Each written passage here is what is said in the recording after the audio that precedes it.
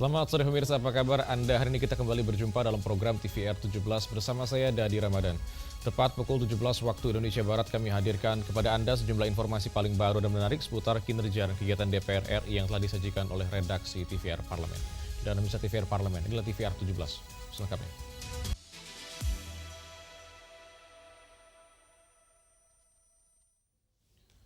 Pemirsa, Komisi 6 DPR RI menyoroti penutupan Selat Hormuz yang menyebabkan terganggunya pasokan energi dan rencana pemerintah dalam menyiapkan stok bahan bakar minyak jelang mudik Lebaran 2026. Konflik perang Iran, Amerika Serikat, dan Israel membawa dampak negatif pada stabilitas pasokan dan harga minyak dunia. Utamanya, setelah Iran memutuskan menutup Selat Hormuz yang merupakan urat nadi jalur distribusi energi dunia.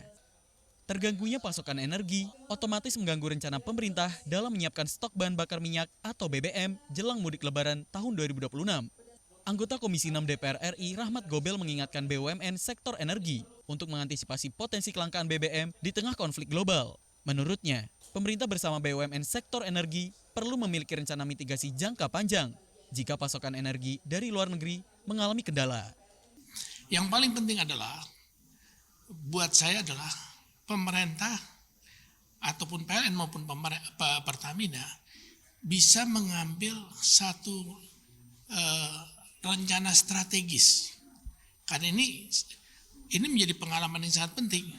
Jadi bagaimana kita menyikapi untuk yang masa depan. Sementara anggota Komisi 6 DPR RI Ida Nurlaila mengimbau masyarakat untuk tidak panik buying atau membeli BBM secara berlebihan karena kekhawatiran terhadap kondisi saat ini. Terlebih, Menteri ESDM sempat menyatakan bahwa stok BBM dalam negeri hanya tersedia untuk 21 hari. Ida menegaskan bahwa stok BBM di setiap SPBU dipastikan tersedia sampai Lebaran 2026. Mudah-mudahan sih dengan kami mendengar sendiri ya dari pernyataan dari Pertamina bahwa itu tidak terjadi karena kita juga punya banyak cadangan yang sudah disiapkan tentunya. Dari Surabaya, Jawa Timur, Akbar Prakoso, TVR Parlemen melaporkan. Komisi 6 DPR RI menilai penyebaran informasi terkait pendaftaran program mudik masih perlu ditingkatkan melalui sosialisasi yang lebih masif agar dapat dimanfaatkan lebih luas oleh masyarakat. Kendala dalam pendaftaran online program mudik Idul Fitri 2026 menjadi sorotan Komisi 6 DPR RI. Program mudik yang diselenggarakan sejumlah BUMN dinilai perlu didukung sosialisasi yang lebih masif agar dapat dimanfaatkan lebih luas oleh masyarakat. Anggota Komisi 6 DPR RI Nur Wayah menilai penyebaran informasi terkait pendaftaran program mudik masih perlu ditingkatkan. Menurutnya, perencanaan program mudik sebaiknya dilakukan lebih awal agar masyarakat memiliki waktu yang cukup untuk melakukan pendaftaran dan persiapan perjalanan. Nur Wayah juga berharap sinergi antar BUMN, khususnya di sektor transportasi, dapat terus diperkuat. Hal ini dinilai penting agar pelayanan bagi masyarakat yang melakukan mudik Idul Fitri dapat berjalan lebih baik dan menjangkau lebih banyak masyarakat. Apalagi sekarang udah di bawah dan antara ya, harusnya bisa lebih kompak ya, bisa lebih bersinergi sehingga masyarakat yang mau mudik atau penanganan masyarakat yang ingin mudik, baik itu secara gratis, subsidi ataupun normal, bisa terlayani semua, fasilitasnya juga lebih banyak, lebih baik. Sementara itu, anggota Komisi 6 DPR RI Nevi Zuwairina menekankan pentingnya antisipasi terhadap potensi lonjakan jumlah pemudik setiap tahun. Menurutnya, kesiapan sarana dan prasarana transportasi yang dikelola BUMN menjadi kunci agar arus mudik dapat berjalan aman dan lancar. Karena ini adalah pelayanan pemerintah kepada masyarakat luas ya, untuk menunjukkan bahwa pemerintah serius gitu ya. Jadi ini adalah muka pemerintah dalam melayani masyarakat dengan baik. Dari Makassar, Sulawesi Selatan, Muhammad Syamsul Fajri, TVR Parlemen melaporkan. Guna meningkatkan kecepatan respons dalam penanganan bencana di Sumatera Barat, Komisi 1 DPR RI menegaskan pentingnya penguatan fasilitas dan sarana operasional di Kodam 20 Tuanku Imam Bonjol. Komisi 1 DPR RI menegaskan pentingnya penguatan fasilitas dan sarana operasional di Kodam 20 Tuanku Imam Bonjol guna meningkatkan kecepatan respon dalam penanganan bencana di Sumatera Barat.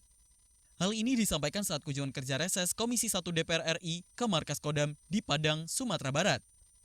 Sebagai Kodam yang terbilang baru, Kodam 20 Tuanku Imam Bonjol masih memerlukan dukungan berbagai sarana dan prasarana operasional. Hal ini menjadi perhatian Komisi 1 DPR RI agar kesiapan satuan TNI dalam menangani situasi darurat, khususnya bencana alam, dapat berjalan lebih optimal.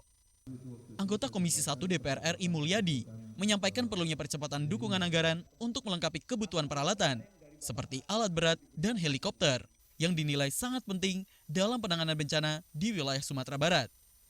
Menurut Mulyadi, ketersediaan sarana tersebut akan mempercepat langkah evakuasi dan penanganan saat terjadi bencana. Mengingat, Sumatera Barat merupakan salah satu wilayah yang memiliki tingkat kerawanan bencana yang cukup tinggi. Karena Sumatera Barat adalah daerah yang rawan bencana, yang apabila terjadi bencana tidak bisa ditunda. Aksi pertolongan itu tidak bisa ditunda. Maka dari itu, kami Komisi 1 tadi menyampaikan terkait hal-hal yang urgen itu nanti akan kita sampaikan kepada Kementerian Pertahanan sebagai yang memiliki anggaran dan Panglima juga agar ini disegerakan, kelengkapan Kodam ini disegerakan.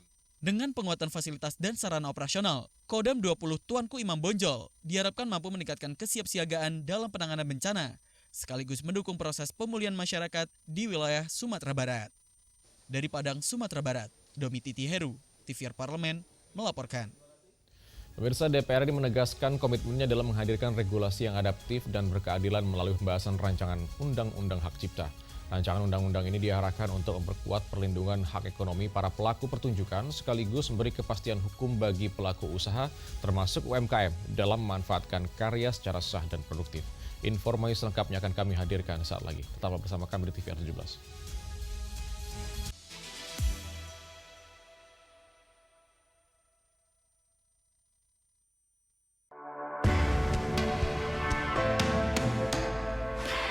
Dari ruang sidang Senayan, Jakarta, menyajikan liputan langsung kinerja DPR RI.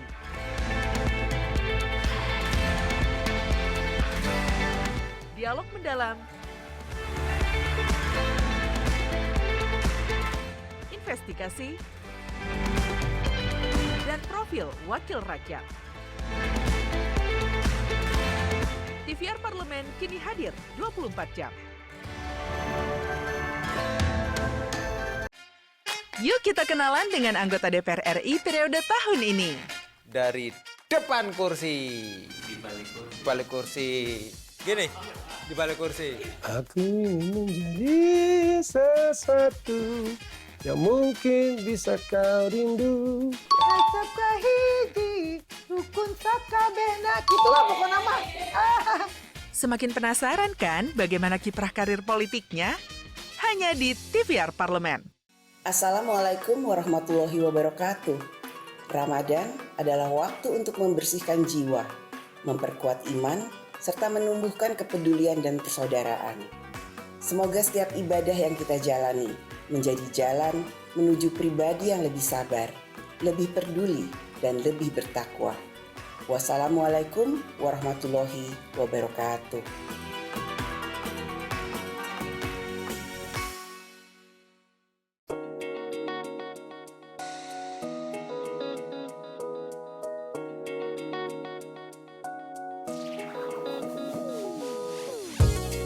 Kehadiran mereka tidak hanya mewakili suara perempuan, tetapi juga membawa perspektif yang beragam serta pengalaman hidup yang unik ke dalam proses pembuatan kebijakan.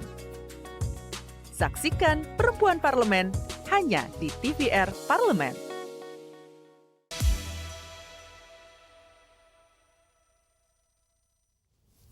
Kembali di TVR 17, pemirsa, ekosistem kreatif yang sehat hanya dapat tumbuh apabila hak para pencipta dan pelaku pertunjukan dijamin secara profesional. Dengan regulasi yang komprehensif, negara hadir untuk mendorong pertumbuhan industri kreatif yang berdaya saing dan juga berkelanjutan. Dan mari kita simak liputan mendalam yang telah dikemas oleh tim redaksi TVR Parlemen dalam segmen Lensa Parlemen. Berikut ini.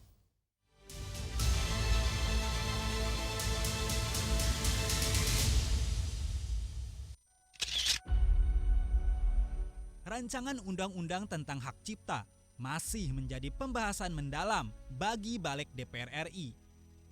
Di tengah pesatnya perkembangan industri kreatif dan digitalisasi konten, regulasi dinilai perlu memberi perlindungan menyeluruh tidak hanya kepada pencipta lagu atau musisi, tetapi juga kepada pelaku pertunjukan, serta pelaku usaha mikro kecil, dan menengah atau UMKM yang terdampak dalam ekosistem tersebut. Selama ini, gagasan publik mengenai hak cipta lebih banyak menyoroti hak ekonomi pencipta lagu. Padahal, dalam praktiknya, sebuah karya pertunjukan melibatkan banyak pihak. Jadi ternyata pelaku pertunjukan ini tidak sebatas bagaimana aksinya di dalam pertunjukan. Artinya dapat saja dilakukan satu proses rekaman atas hasil pertunjukan, baik itu penyanyi, koreografer maupun juga misalkan musisi dan sebagainya, yang kemudian direkam menjadi satu video tayangan dan kemudian diduplikasikan dan ditayangkan dalam acara-acara yang berbeda. Nah, jadi selain daripada hak ekonomi terkait dengan performingnya, artinya penampilannya, selain itu bila mana terjadi proses fiksasi dalam konteks ini direkam, kemudian ditayangkan dalam acara-acara yang berbeda, nah hasilnya itu memang ada hak ekonomi dari pelaku pertunjukan. Balik DPR RI menyadari bahwa penguatan perlindungan hak cipta tidak boleh menghambat pertumbuhan usaha kecil. Untuk itu, pentingnya keseimbangan antara perlindungan hak ekonomi pencipta dan keberlangsungan bisnis UMKM. Di satu sisi, ada hak cipta ini menjamin orang-orang yang punya karya cipta untuk mendapatkan hak ekonominya. Nah, tapi di satu sisi lain, ada bisnis-bisnis yang masih berkembang, bisnis kecil, bisnis mikro, ini yang tetap harus kita bantu agar jangan ada hak ekonomi yang terzolimi. Nanti akan dibuat peraturan turunannya agar mereka bisa mendapatkan keringanan untuk membayarkan. Kalau bisnis-bisnis besar, oke, kita nggak masalah. Nah, itu akan diatur di dalam PP-nya. Regulasi yang seimbang antara musisi, pelaku pertunjukan, dan UMKM dalam RUU Hak Cipta dinilai menjadi kunci agar ekosistem industri kreatif nasional berkembang secara adil dan berkelanjutan.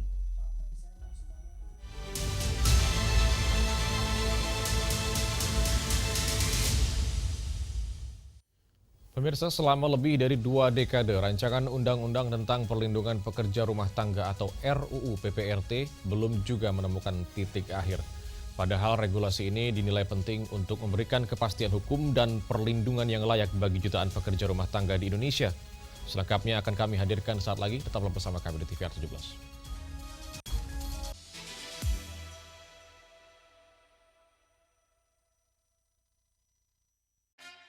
Yuk kita kenalan dengan anggota DPR RI periode tahun ini.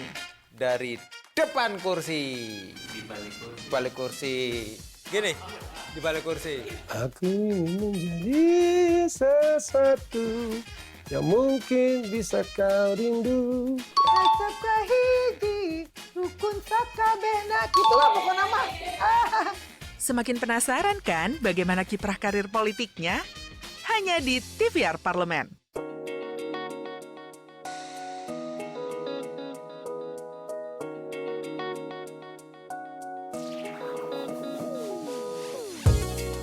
Kehadiran mereka tidak hanya mewakili suara perempuan, tetapi juga membawa perspektif yang beragam serta pengalaman hidup yang unik ke dalam proses pembuatan kebijakan. Saksikan Perempuan Parlemen hanya di TVR Parlemen.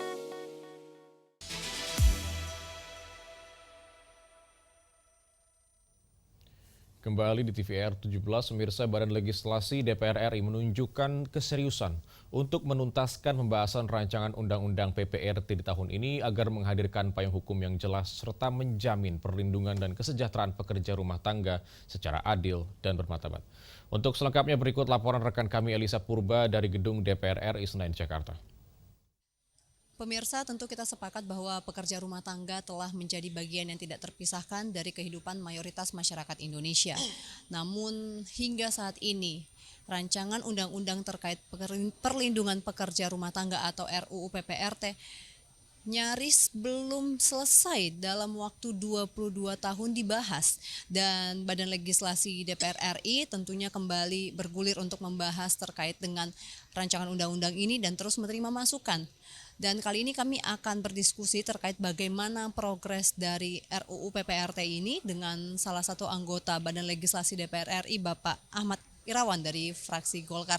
Bapak, terima kasih atas waktunya. Tadi kita lihat bahwa Balik DPR RI secara spesifik nih di masa reses masih giat untuk melaksanakan menerima masukan dan juga pendapat terkait dengan rancangan undang-undang PPRT ini.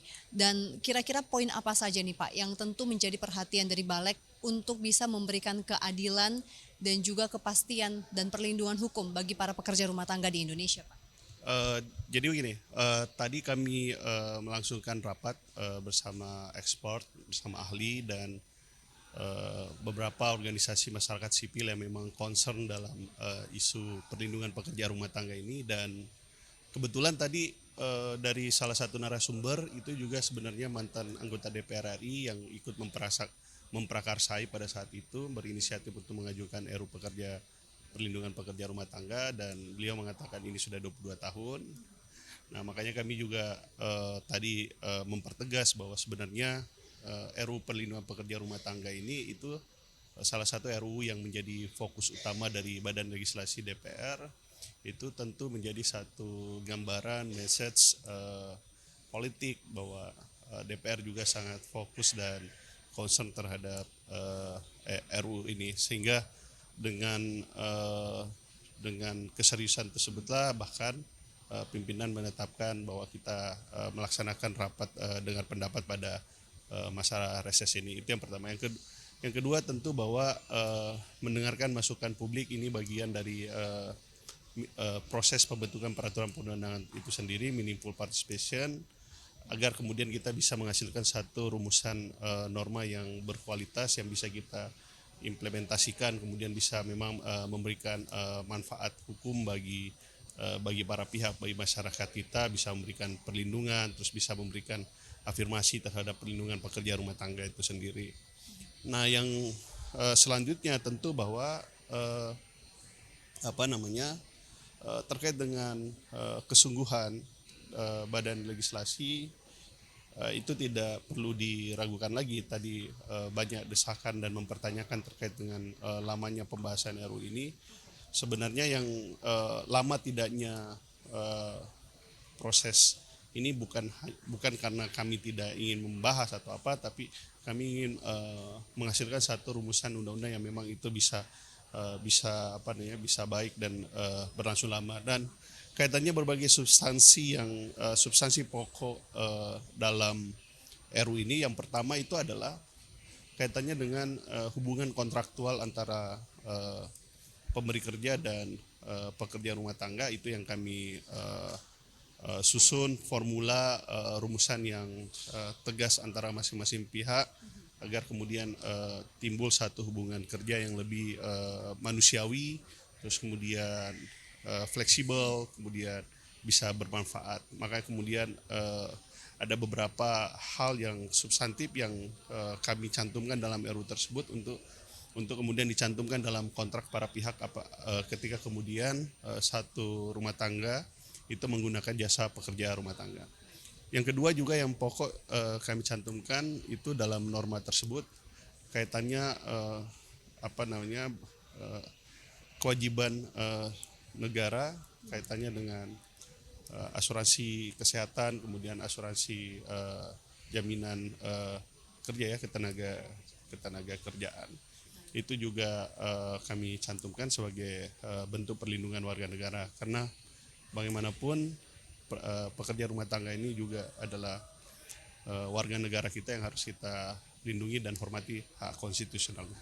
Tapi ada satu hal juga kami tegaskan tadi, bahwa adanya undang-undang perlindungan pekerja rumah tangga ini itu adalah salah satu bentuk satu keberpihakan negara. Yang kedua, bukan berarti bahwa negara lepas tanggung jawab kaitannya dengan penyediaan lapangan pekerja, karena kaitannya dengan hak atas pekerjaan dan penghidupan yang layak itu adalah tanggung jawab negara, tanggung jawab pemerintah. Jadi jangan dilihat bahwa adanya undang-undang pekerja rumah tangga ini itu menggeser yang seharusnya menjadi kewajiban negara menjadi kewajiban warga negara. Jadi ini tetap menjadi kewajiban negara untuk kemudian memberikan penghidupan yang layak kepada warga negaranya. Tentu kita sama-sama sepakat bahwa rancangan undang-undang PPRT ini menjadi jawaban terkait dengan perlindungan hukum dan juga kepastian hak dan keadilan bagi para PRT ya Pak.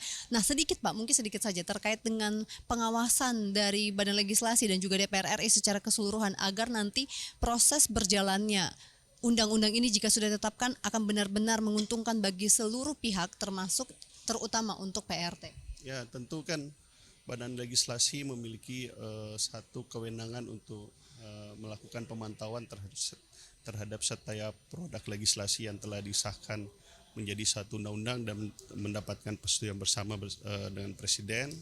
Tentu kami akan melakukan pemantauan dan pengawasan nantinya terhadap implementasi undang-undang ini, tetapi itu nanti kita akan lihat seperti apa cara kita dalam mengawasi implementasinya. Tetapi yang paling penting fokus bagi kami saat ini adalah bagaimana undang-undang ini bisa segera disahkan, dan fraksi Partai Golkar juga ikut mendorong agar RU ini bisa segera disahkan, namun dengan rumusan yang memang menjamin hak konstitusional masing-masing warga negara tersebut. Terima kasih Pak Ahmad Irawan. Tentu masyarakat juga sangat menantikan akan disahkannya RUU PPRT ini, dan tentu masyarakat juga menitipkan kepada Badan Legislasi DPR RI agar as soon as possible, secepat mungkin rancangan undang-undang ini, PPRT ini bisa segera disahkan dan juga bisa memberikan kepastian hukum, keadilan hak kepada para pekerja rumah tangga di Indonesia. Sekian dari saya, kembali ke studio. Selanjutnya pemirsa, apa saja yang menjadi sorotan di media online nasional pada sore hari ini? Tetaplah bersama kami di TVR 17.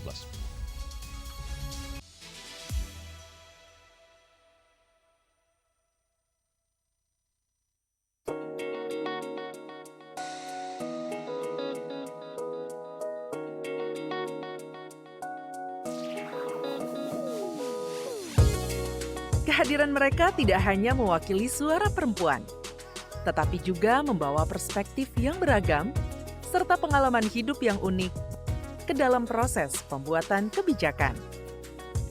Saksikan Perempuan Parlemen hanya di TVR Parlemen.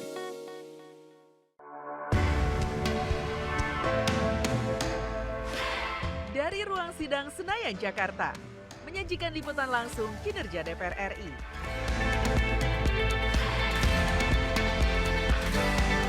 Dialog mendalam, investigasi, dan profil wakil rakyat. TVR Parlemen kini hadir 24 jam.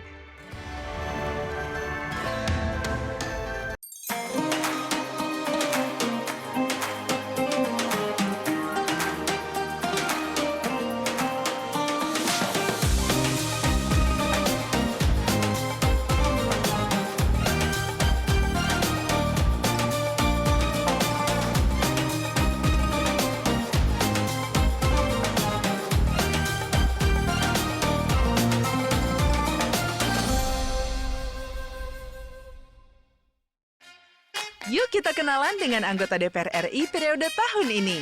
Dari depan kursi, di balik kursi. Gini, di balik kursi. Aku ingin menjadi sesuatu yang mungkin bisa kau rindu. Acap kahiji, rukun sakabehna. Gitulah pokoknya mah. Semakin penasaran kan bagaimana kiprah karir politiknya? Hanya di TVR Parlemen.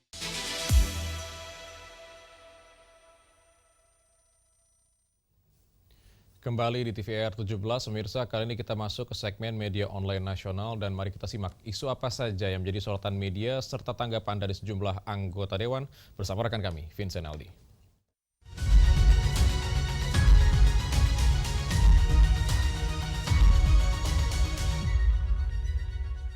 Ya, terima kasih rekan Dadi dan halo apa kabar pemirsa TVR Parlemen dimanapun Anda berada. Kembali bersama saya Vincent Aldi dalam segmen media online nasional. Dan mari kita simak isu pertama yang menjadi trending di media online, yaitu Komisi 3 DPR RI mengawal ketat kasus Nizam Sape'i. Jangan ada ruang gelap penanganan.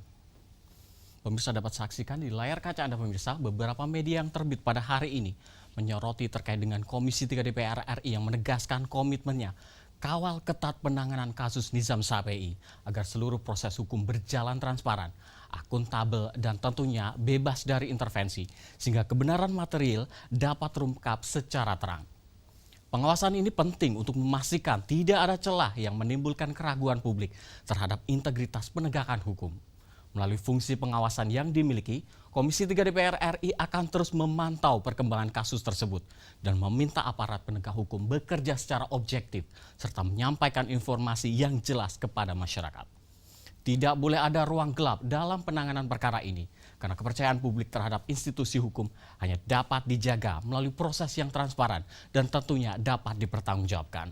Penanganan kasus Nizam Syafei diharapkan menjadi contoh bahwa hukum ditegakkan secara tegas, adil, dan tanpa pandang bulu. Kita beralih ke berita selanjutnya yang menjadi headline di media online, yaitu pernyataan Bahlil soal stok BBM, bentuk keterbukaan pemerintah kepada masyarakat. Kembali pemirsa dapat saksikan di layar kaca Anda pemirsa, pernyataan Menteri Energi dan Sumber Daya Mineral Bahlil Lahadalia mengenai kondisi stok bahan bakar minyak dinilai sebagai bentuk keterbukaan pemerintah kepada masyarakat dalam menjaga stabilitas energi nasional.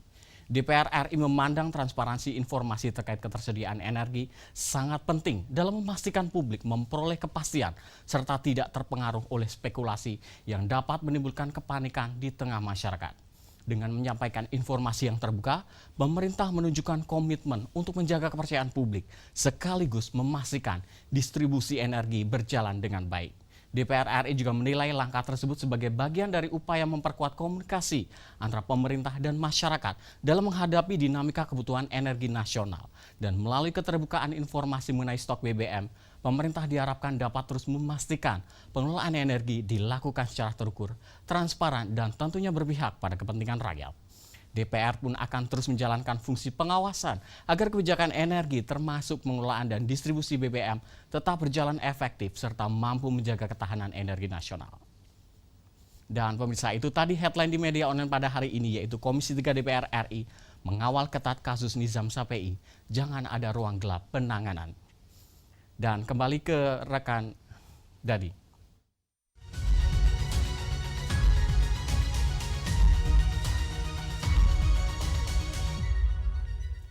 Baik, terima kasih rekan Vincent yang telah menyampaikan sejumlah update dari sorotan media online nasional pada hari ini. Dan segmen media online tadi sekaligus menutup program TVR 17 edisi sore hari ini. Saya Dadi Ramadan beserta seluruh kru TVR Parlemen yang bertugas mengucapkan terima kasih dan pamit undur diri dari hadapan Anda. TVR Parlemen, referensi Indonesia. Selamat sore.